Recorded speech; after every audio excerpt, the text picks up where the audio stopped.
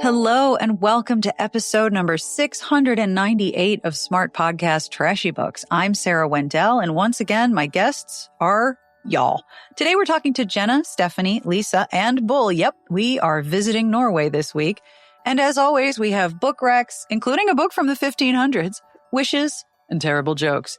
And I have some visual aids to go with this episode, so make sure to take a peek at the show notes at smartbitchestrashybooks.com/podcast under episode 698, I promise. Beautiful visual aids, worth your time.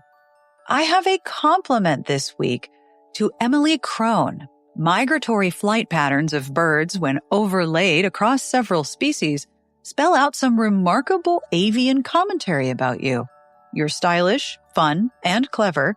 And even the birds have noticed how much you are loved by the people who are important to you. Also, they like your hat. If you would like a compliment of your very own and you'd like to support the show, have a look at patreon.com/smartbitches. Our Patreon support means that we do not have dynamic ads before or after the show because of community support. I was able to turn off all of the dynamic ads, which are the ones you hear immediately before or after an episode, to avoid ads for ICE and other right-wing propaganda.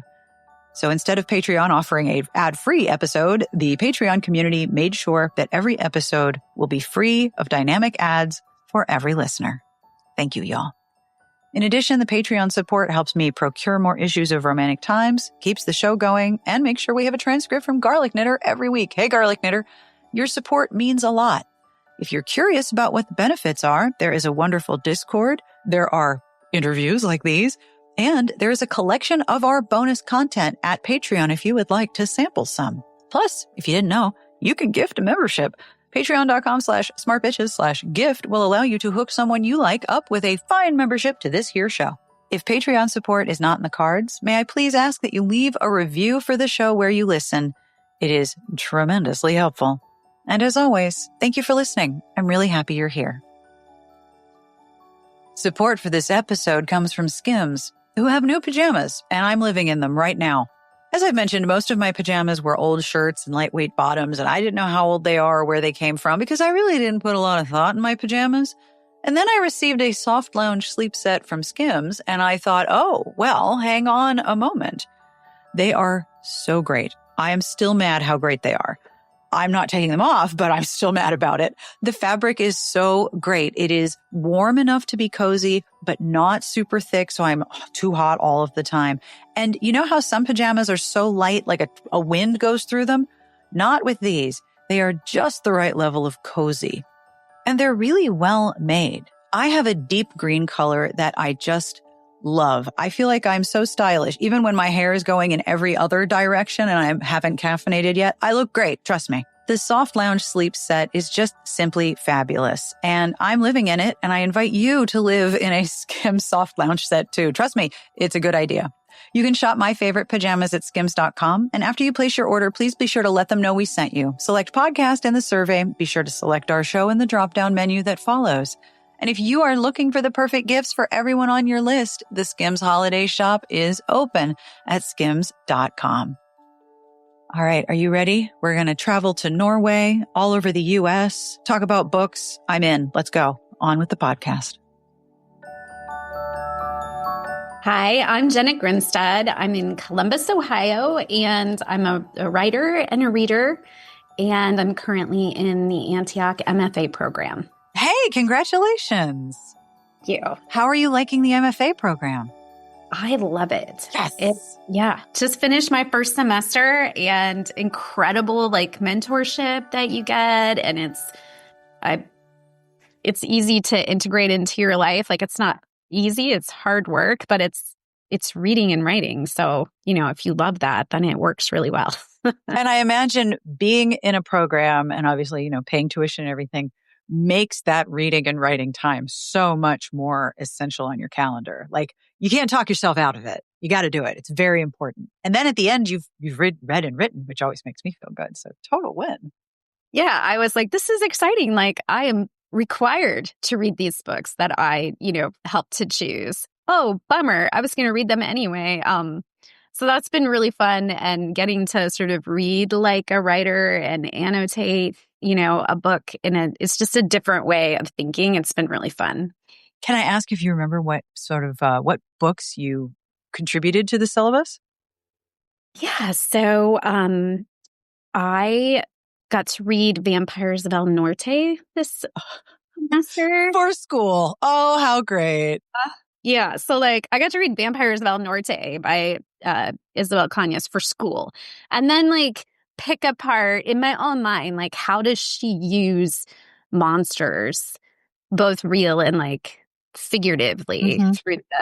through the story. And, you know, if you've read that book, which it seems like maybe you have, I mean, she's incredibly talented. So uh, I love the genre mishmash in that book. And, um, you know, I'm a romance reader and I don't usually read horror, but it was like the perfect combination of like historical horror and romance. This is Um, what people have said to me, and I completely agree. If you like romance, but horror gives you the giblies, this is the right amount.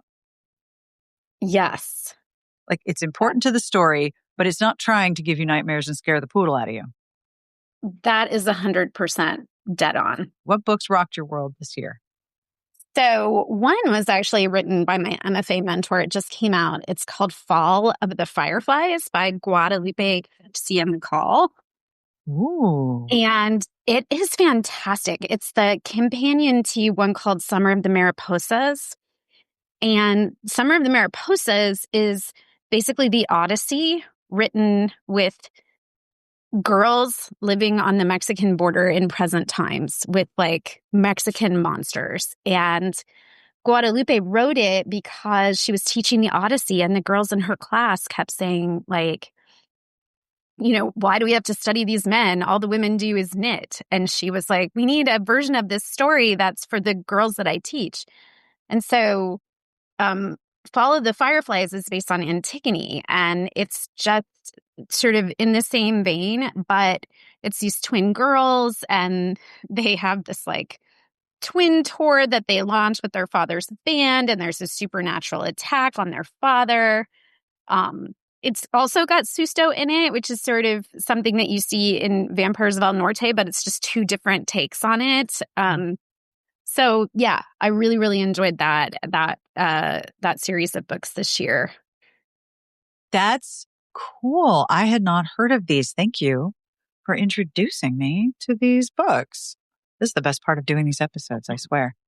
And then I read Honey Girl by Lisa Freeman, which is a historical YA queer romance-ish, kind of historical more, but there's romance in it, that's set in the 1970s in California beach culture.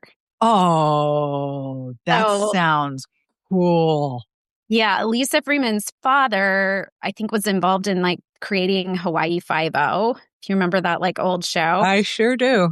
a ton of time in Hawaii, and it's just this girl who's like half Hawaiian. Her mother's not Hawaiian. Her father has died, and her mother has moved them to California, and she has to like make it on a new beach.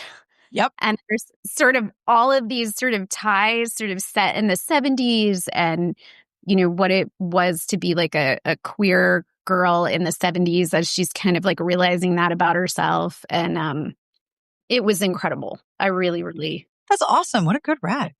Yeah, love that one. And then The Hexorcism of Cassie Kovar by Kelly Garcia, a little bit more of a light sort of divorced mom witch kind of storyline. Super fun.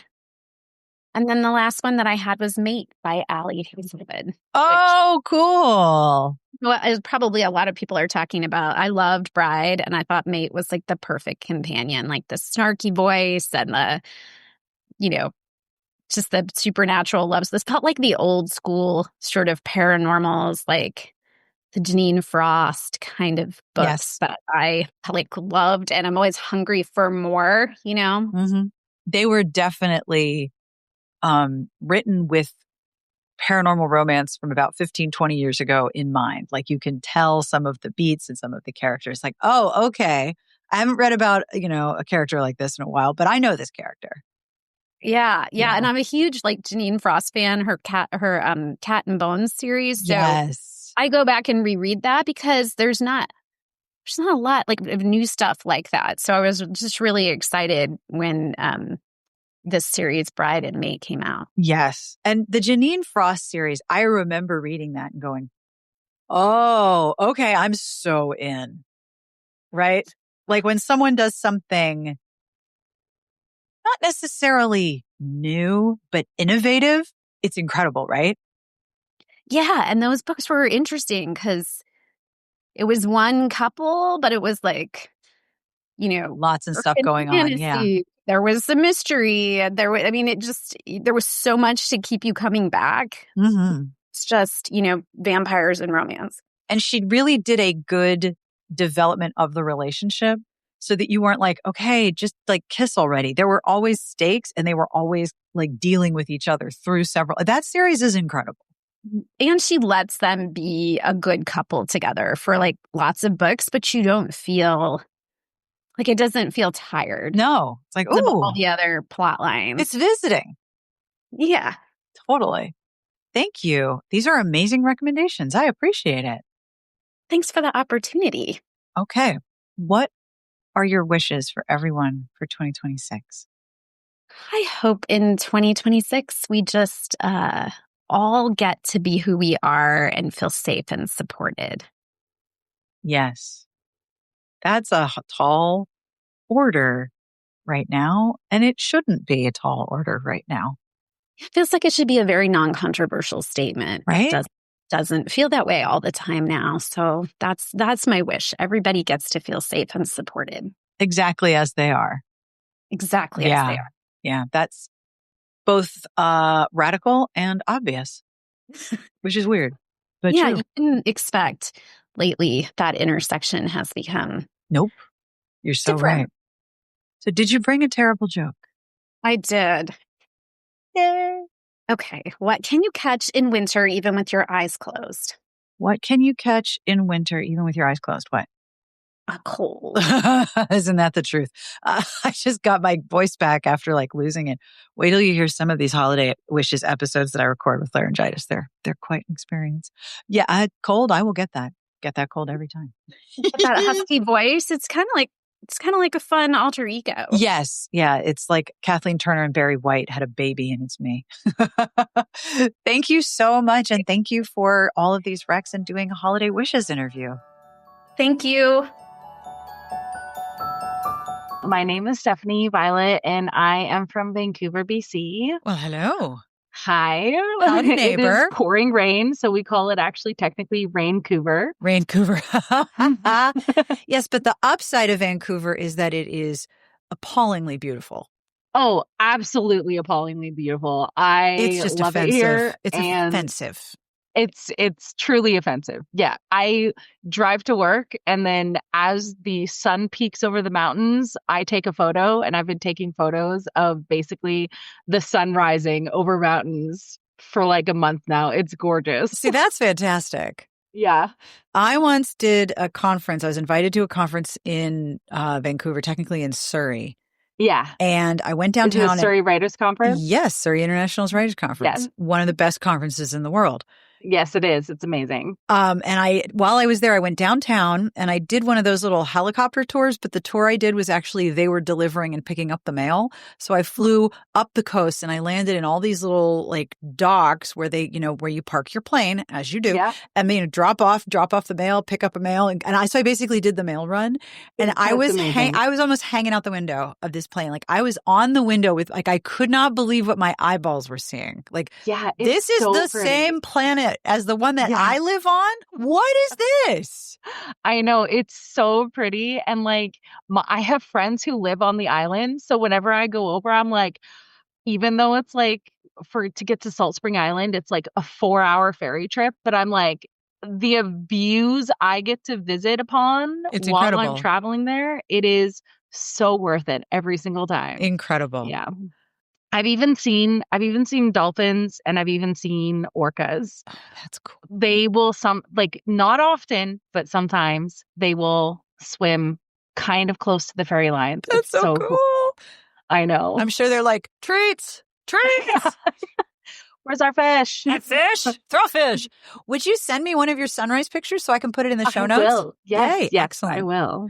So I'm asking everybody, if you brought more than one title, it is fine. But what is a book or books that rocked your world this year? Okay, so I have 2 books, but one of them is technically a series.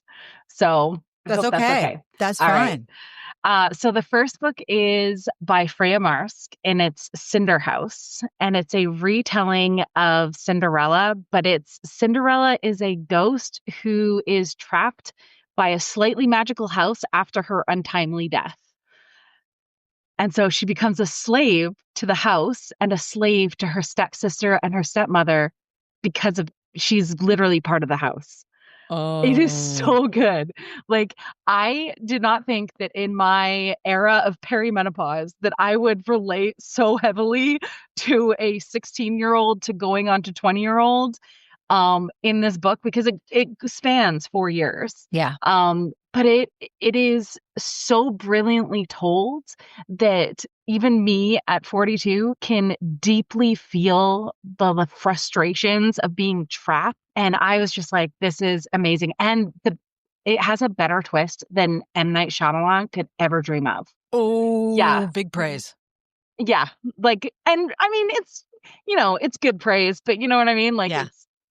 it's yeah. And honestly, I love Freya Marsk's books. Like, she just writes amazing characters, That's so cool. And this book Yeah. just came out. It just came out in like early Yeah. October. So it I really got- like nailed your best of this Yes. list this year. Yeah, it really hit me so hard. And I think it's just like also because I'm going through my own things where like I found out I'm a lesbian. I found out that my whole entire life is going to change from here on. I have 3 kids. I now have to leave my house that I've lived in for 21 years, like all of these things. And so like that culmination in this book just like really resonated with me. It was so good. And then my second book is technically a series, and it's the Mid-Solar Murders by Mur Lafferty, which is the best title because if you know like Midsummer Murders, Mm-hmm. yes. And I've been listening to so Mur Lafferty is like a great author. She has a podcast that is one of her books. It's just like a book podcast. Yep. And that one is called Playing for Keeps, and that one's really good too. So like if anyone wants to just like listen to something free and be like, do I like this? Mm-hmm. You'll like it. Mid-Solar Murders is a sci-fi murder mystery, and it has aliens on an alternative Earth. And my favorite part about it is the rock alien species called Nice. They're just called Nice. And they occupy the space station, and the space station is living rock as well. And Mallory, the main character, when she gets too close to humans, like murder happens around her. Row. And yeah, and so it's so good. The humor was so perfectly timed. Like I would love to see it as a TV series because it would just like it just has like that character driven, that depth of hilarity and comedy, but like that sense of mystery that you kind of don't get in TV anymore. Like it really brought back like Columbo days, Yes. like I was like, oh, this is so good. Like I just, nom, nom, nom, nom. I just wanted to eat it all up. And there's 3 books in it right now. And I don't know if there's a 4th planned. I really hope, but the first book is, I know, right? The first book is really good. And then the second book is also really good. And the third book, again, really good. And it's all like kind of similar cast of characters. Yep. And so you get new characters and everything, but some of the jokes just keep hitting because they're like, they keep coming back and hitting the same beats over and over again. And it's really good. It's just that repetition and the depth of character, Yep. I think is just, it really makes Mur Lafferty like one of my favorite authors, like just stand out above a lot of other murder mysteries, I think. But I like a good comedy with my murder because otherwise it's just a little too heavy. Yes, the comedy of it, especially when the characters are sort of aware. Like I read the first one, and one of the things I liked was that the characters are sort of aware. Okay, this is altogether ridiculous. Like, we live in a space station and there's a murder and what the hell? Like, this is absurd. Yeah, and this is absolutely absurd. And how many people died? Right? What? Yeah. And then no one believed her. And she was like, this was going to happen. I knew it was going to happen. Told you. And just the way all the little threads of plot come together, just it's so satisfying. Yep. By the end, you're like, oh my God, that came together so well. Like, I did not expect it to come together so well. Yeah. Yay. That is excellent. What a good Rex. Thank you. You're welcome. Did you read the Olivia Waite novella, also a mystery set in a space station? Which one is that one? It was Murder by Memory by Olivia Waite. It was a short little book. It was 112 pages. It's the first in the Dorothy Gentleman series. And okay, I'm going to have to read that. It has a library on board the ship where people, so basically the premise is you have all of these people on an interstellar passenger ship, like spaceship. Yeah. And the bodies don't last as long because they have normal lifespans. So everyone has their personhood, their soul, if you want to use that word. It's in a book in the library. And then you can arrange to have a new body created. And there's always a little bit of variation and you have some like direction, but you have these abilities to restore yourself into a new body. And Dorothy is woken up by the ship because something has gone wrong. And oh my gosh. She wakes up in a body that is not hers. Okay. I love this. Yep.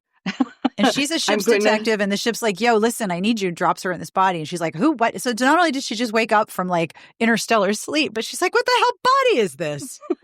These are not my tits. What? No. Yeah, because I would totally notice. Like, that's the thing, though, is I would notice. Oh, I would totally notice. Absolutely. But you might really like that. The sort of vibe is similar. And there's a lot of references to classic mysteries in there too. Okay, I love that. Yay. I'm going to read that. I'm putting that on my TBR. Excellent. I'm an expensive person to know. Yeah, you are so expensive to listen to. I will agree. Yeah. I just need you to know though, every time I do these, this is Holiday Wishes number 6. And I've added like 12 books to my TBR because people keep telling me about books that I didn't know about. And yeah, I've already listened to the first 2 episodes, the holiday episodes, and I've already added another 3 books. Oh yeah. And I'm like, a pile of books. Oh yes. So like just on the wait list for my library, like, girl, listen, we have a book budget. Yep. What are your wishes for everyone in 2026? Okay, so I had to write a little thing down so I would remember, but I wish for everyone to be a villager. And it sounds a little weird, but there is this TikToker who said it way better than I could have. Her name is Samantha.Garrix or Garcix, Garcix.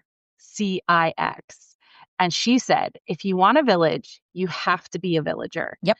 Sometimes that means paying the price of friendship and community, which is frustration and annoyance, and still showing up for other people. Yes. So they will show up for you when you need them. So I wish for everyone to be a villager, but also I wish that the annoyance and frustration of communication or the annoyance and frustration of building part of a community is outweighed by the blessings of good communication and understanding and patience for everyone and yourself.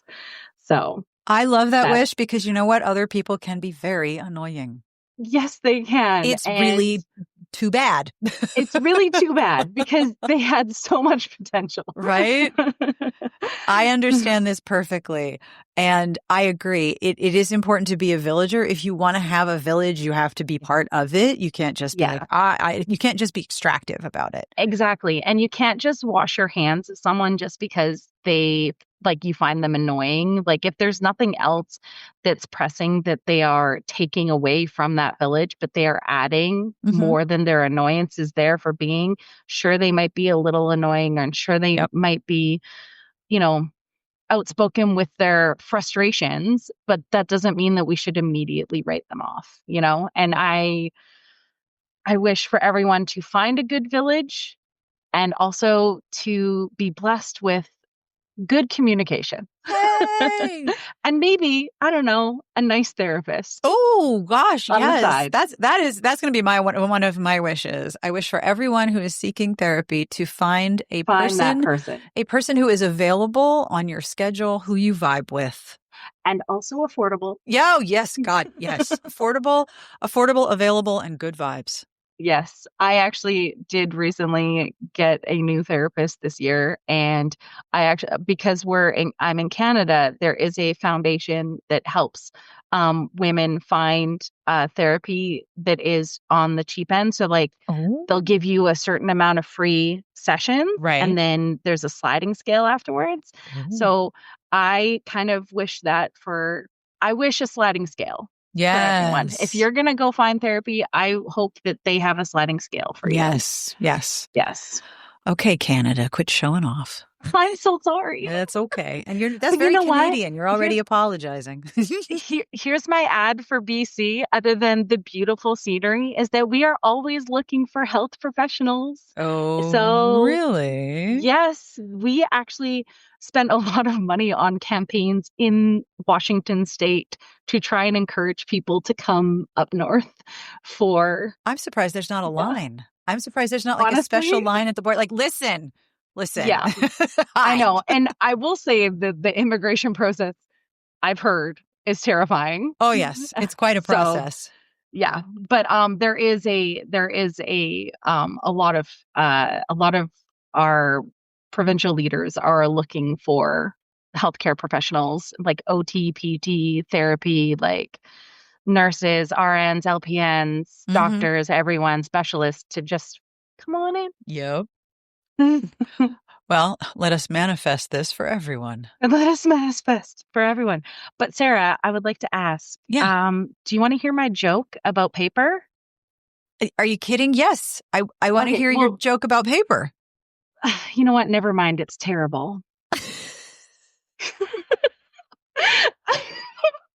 I tested it on my 16-year-old, and the groan I got was so big. I was like, oh, I've got to tell this one. Thank you. You're so welcome.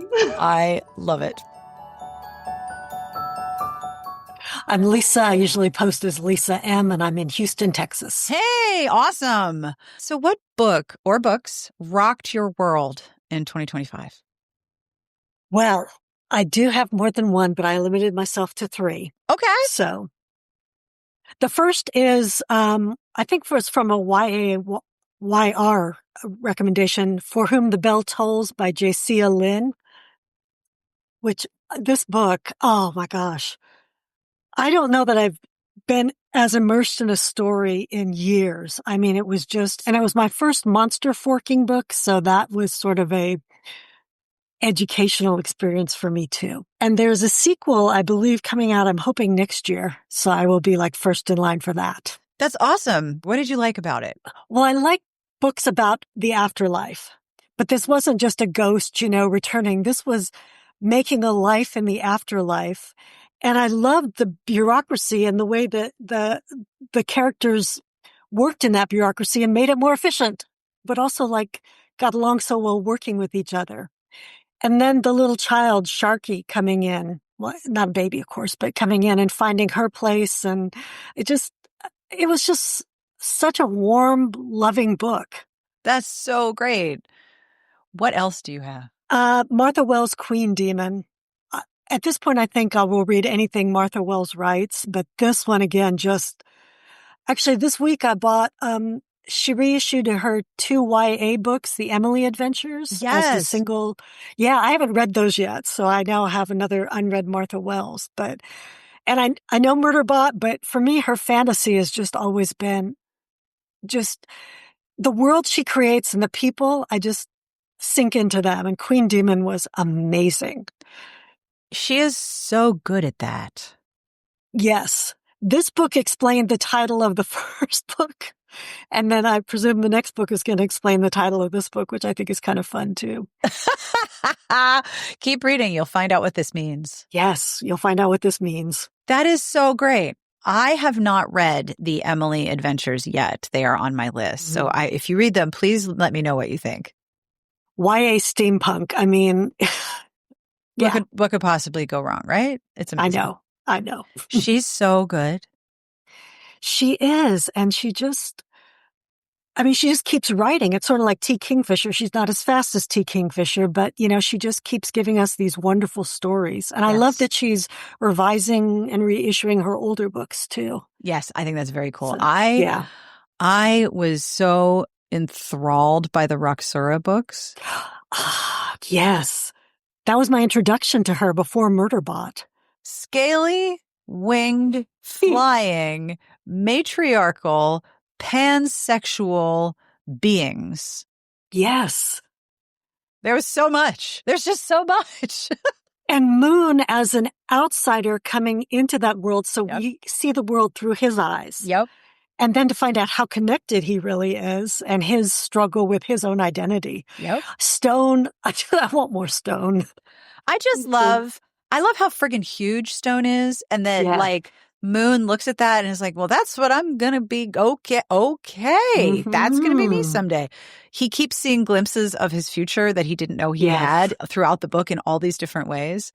I read somebody talking about how it was one of the best lost princess stories they'd ever read. And I was like, oh gosh, yes, Moon is totally a lost princess. Of course he is. Hadn't thought of that, but yes. Isn't it? Isn't rescued by the lion grandfather. Yep. Yeah. Pretty dope. All right. What else? And also, with the Roxura, that the stories have moved around that world too. When I met Martha Wells, which was at a signing for Murderbot, all I wanted to talk about was Roxura. And I'm sure that kind of threw her off for a little bit. I doubt we'll get any more stories, but I still keep rereading them. I'm just sort of in awe that was where her brain went. And I was like, yep, I'm coming with you. This sounds great. This is not anything that I normally read, not in the least little bit. It's kind of violent. I had to be like, Sarah, there's going to be violence in these books because you are outside of your genre.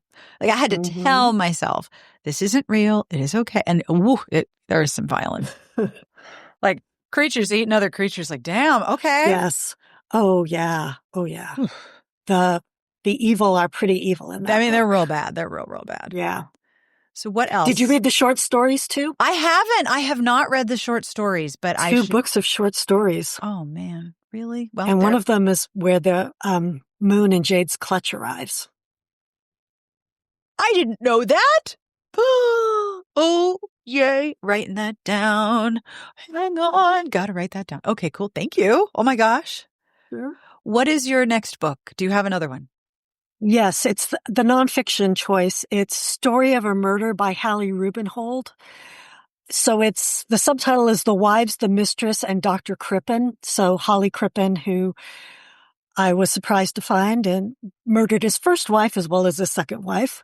And she's been sort of written out of the story. So Holly Rubenhold, to me, she brings the women in these stories to life so much. And I really, by the time I got to the end, I was grieving for these women, even though they've died more than 100 years ago still. I just thought it was fascinating and enthralling and sad. And I learned so much about the times from that book. Oh, yeah.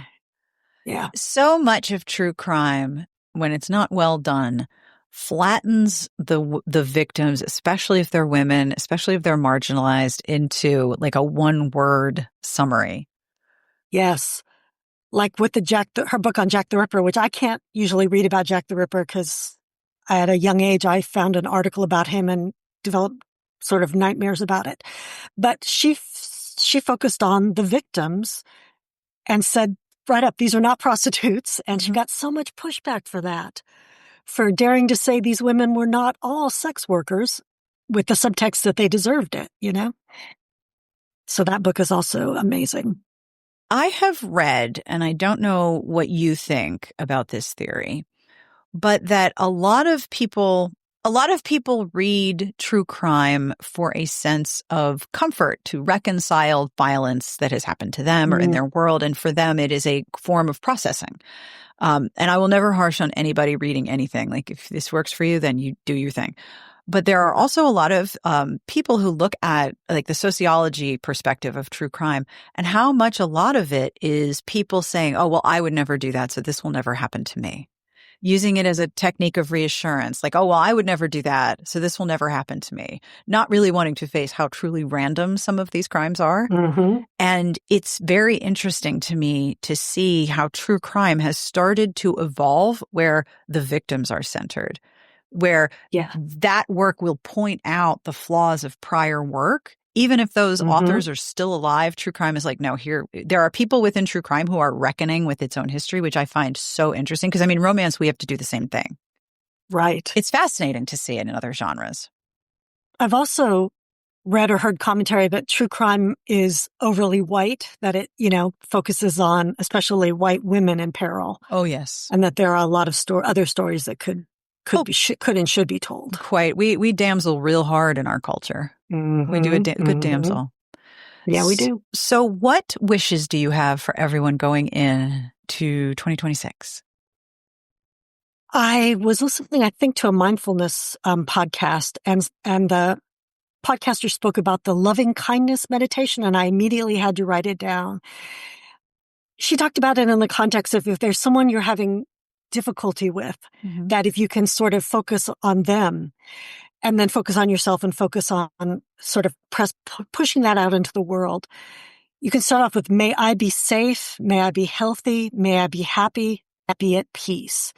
And when I was thinking about, I knew you were going to ask this, that's what I would wish for everyone, to be safe, to be healthy, to be happy, and to be at peace. That is a very good wish and very comprehensive. And I've also found it very effective when someone's just irritating the pants off me to just stop and say, you know what? I hope you're safe and healthy and happy and at peace, far away from me. Yes, I want to see you eat, just not with me. Yes, exactly. When someone is on my very last nerve, I often tell myself, I bet their dog loves them a lot. Oh, yeah. Right? Like, okay, yeah. Somebody loves them. Your dog probably loves you a lot. And for that reason, I will hold my tongue. But wow, are you pissing me off? Do you remember what podcast it was? Because if I don't ask, someone's going to be like, ask what podcast it was. Do you remember what mindfulness podcast it was? Simple Happy Zen. Oh, excellent. I will link to that in the show notes. She has a YouTube channel. Oh. So that's, I think, probably where I found it. Even better. Fabulous. All right. I will make sure to include that. And did you bring a bad joke? It is okay. No, I thought I didn't. I can't think of jokes, and I meant to Google. Don't worry about it. Joke. Totally fine. Thank you so much for doing this. I love connecting with everybody, and I love that you came back. Thank you. And also, your office is starting to seem familiar from the crafty Zooms, too. So, Yeah, I have to turn off the background, but you can see my engineer is very hard at work. Oh, very hard. Yes, supervising. Oh, yeah. Supervising. Yeah, he's going deaf, so usually when I'm on the mic, he jumps up and starts yelling. But lately, he sleeps through it, which is both good and bad.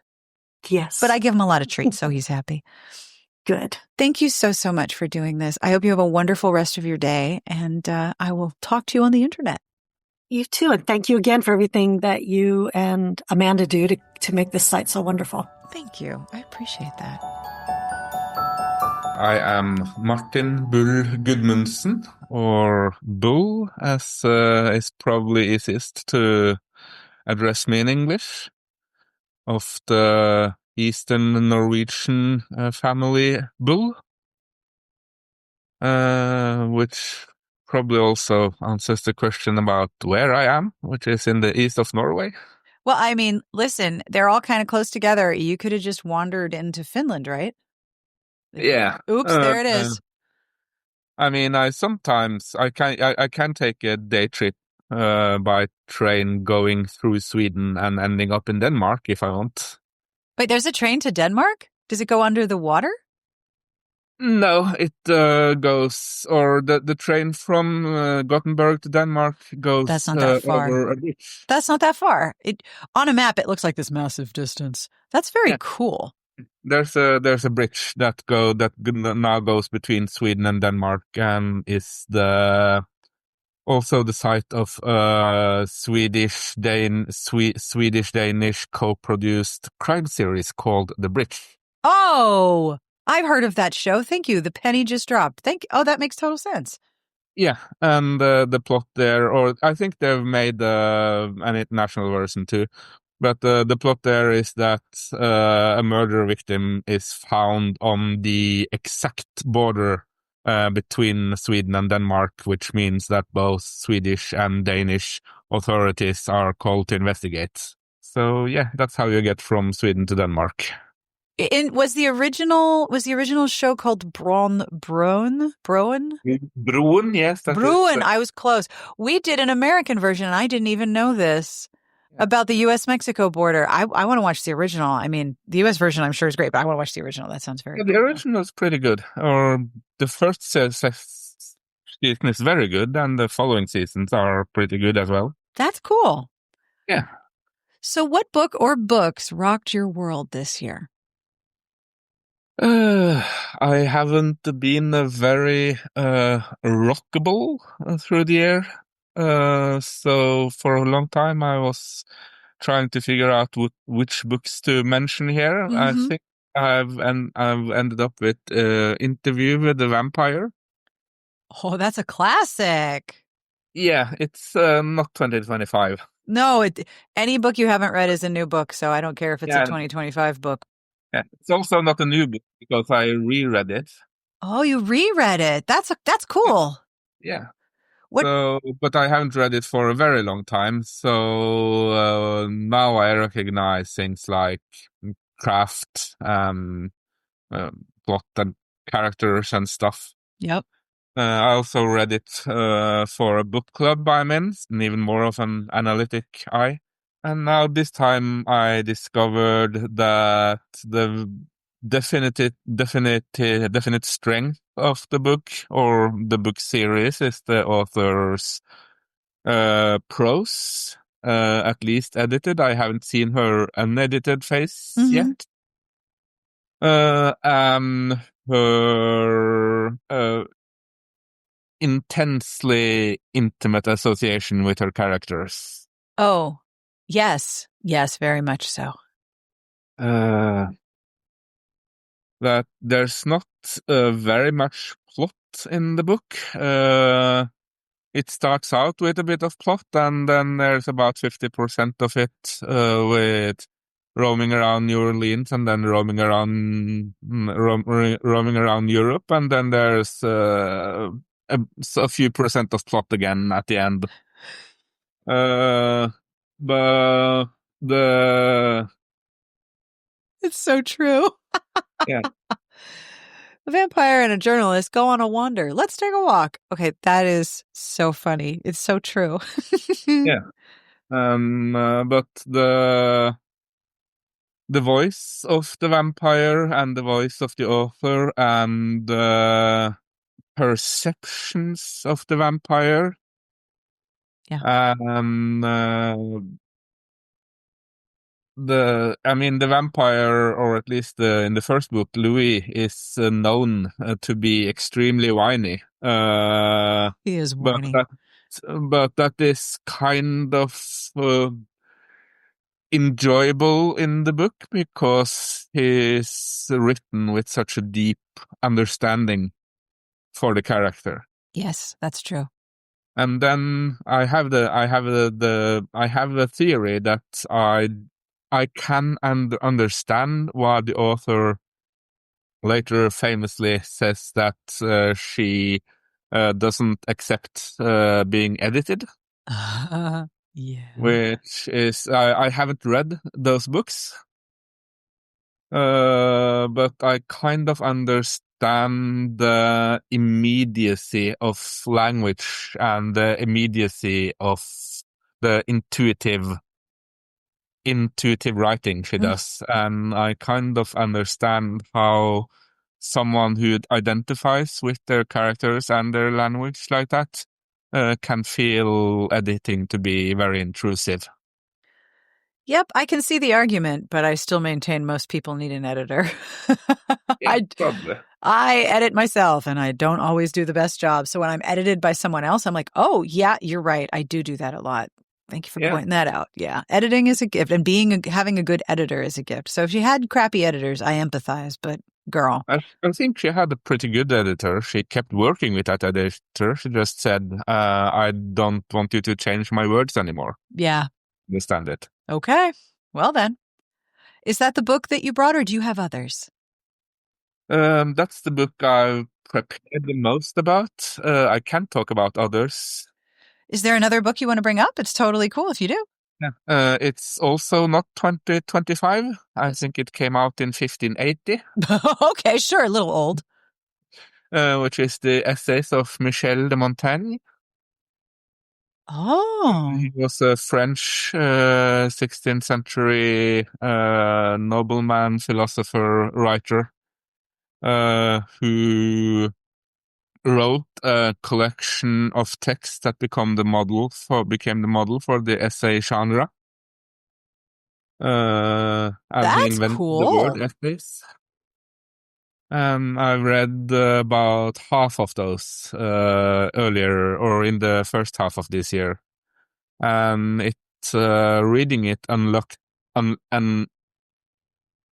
Reading it unlocked my own essay writing ability in ways. I've been pretty stuck on non-fiction of any sorts for a very long time. But in reading it unlocked something in me that made me now able to write. That's cool. Including, I'm even trying book reviews, although they are a bit long and unwieldy yet. But maybe I'll be able to write some of those too in the future. Wow, what a cool book. I didn't know this existed, so I'm very excited.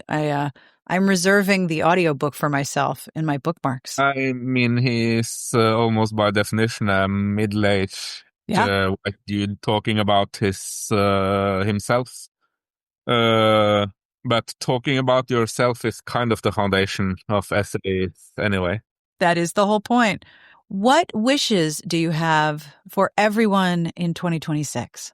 Yeah, I have been debating this a lot because I have a strong urge to go with political wishes, like, I hope most of you survive and stuff like that. Thank you. Much appreciated.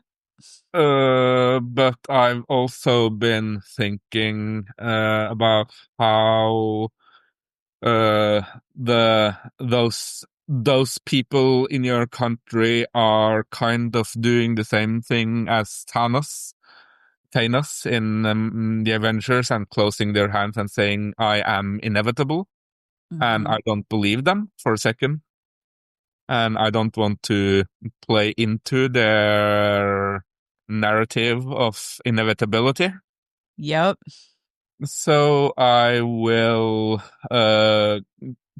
except for the speech I already held, set the politics aside and go with the warm and sweet impersonal message instead. That's totally up to you. Which is, may your loved one always know the truth of it when you remind them that they are awesome. That is such a good wish. That is a lovely wish. Recognizing that you are loved is a really powerful thing. And I really like what you said about how the people who are in power in the U.S. think that they are Thanos, and they are not Thanos. They think they are, but they are not. I mean, they are Thanos at the end, probably. Yeah. And someone snaps their hand and they are dust forgotten by history, but... Yep. I mean, they are intent on a lot of destruction and a lot of callous destruction. Yes. And yep, that's an excellent way to look at it. Thank you for that. I appreciate it. Yeah. Now, did you bring a bad joke? It is okay if you did not. I'm beginning to wonder if you know me at all. I do. Yeah. Yes, I have several, and again, a bit difficulties to choose between them, because one is somewhat blasphemous. I shared it on the Discord. What type of pastry is the communion wafer? What type of pastry is the communion wafer? What? Yeah, it's savory. Savory? Savory. It's savory. That's excellent. May I ask what your other joke was? Because I'm very greedy.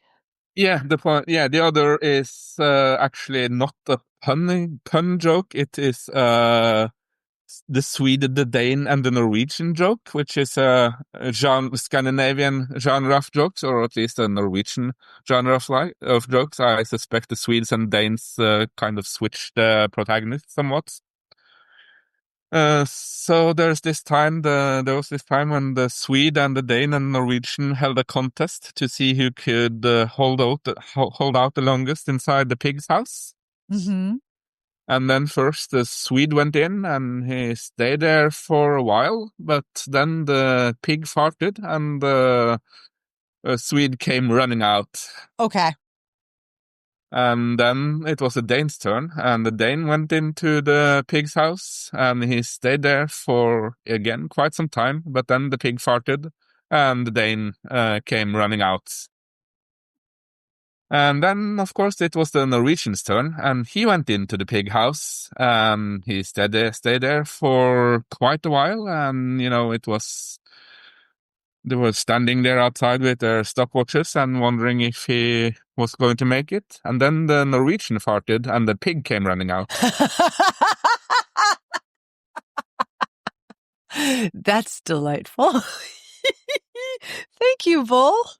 So, to the Swedes and Danes listening to this, I'm sure you would, again, like to switch the protagonists. Of course. You the pig farted. Thank you very much for that. I love it. And thank you for doing this every year. It's really nice to talk to you. Yeah, it's really nice to me too. It brightens a period of the year where Norway has very little daylight. I know you have only a few hours this time of year.